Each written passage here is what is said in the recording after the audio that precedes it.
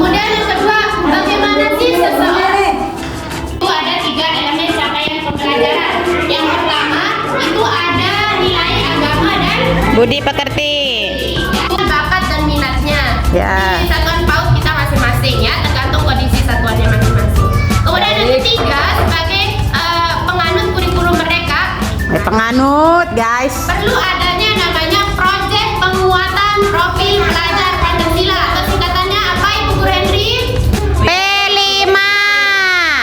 Yang mana ada top 4 tema besar yaitu yang pertama ya Ibu Henry. Yang pertama Kita semua bersaudara. Ibu Guru Henry tidak Oh, Ibu Guru Eli, kita semua bersaudara. pertama apa tema besarnya? Aku sayang bumi. Kedua Kita sama bersaudara. Imajinasi dan kreativitasku. Oke. Kemudian ada siklus pembelajaran di PAUD. Siklus ini adalah yang sering kita lakukan setiap hari ya. Ya. Bukan setiap hari, bahwa selama proses pembelajaran. Yang pertama itu Perencanaan. kita mau melakukan aksi, kegiatan apapun itu Oh, kenapa?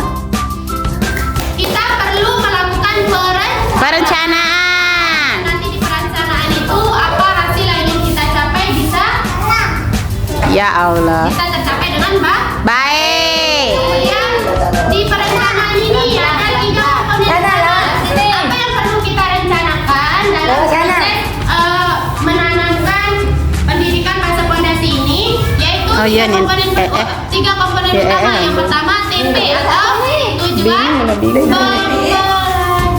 Dia pergi. Deh. Kemudian yang kedua yang perlu kita rencanakan itu kegiatan-kegiatan main. Kemudian yang ketiga OSP. Mengapa? Mengapa satuan PAUD perlu menyusun OSP? Bu Henry. Mengapa satuan PAUD perlu menyusun OSP? Melaksanakan pembelajaran di kelas dan ketiga menyusun laporan hasil belajar. Oke, guys. Pertama, tahap perencanaan di tingkat kelas. Komponen esensial 3. 1. Tujuan pembelajaran.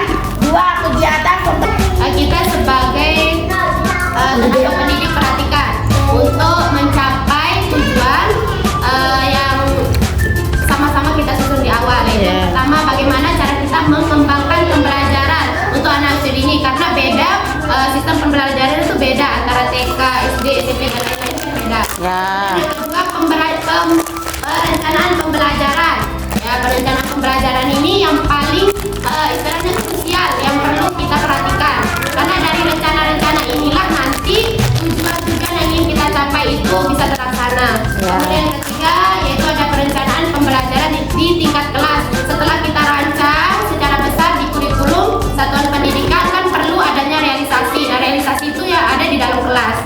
Nah, jadi ini perlu diperhatikan yang pembelajaran di tingkat kelas yang biasa kita susun dalam bentuk modul ajar atau NPPH. Dan terakhir tentu yang kita butuhkan itu asesmen sebagai tolak ukur apakah anak-anak kita sudah mencapai tujuan yang kita susun di awal tadi. Ini ada yang tambah?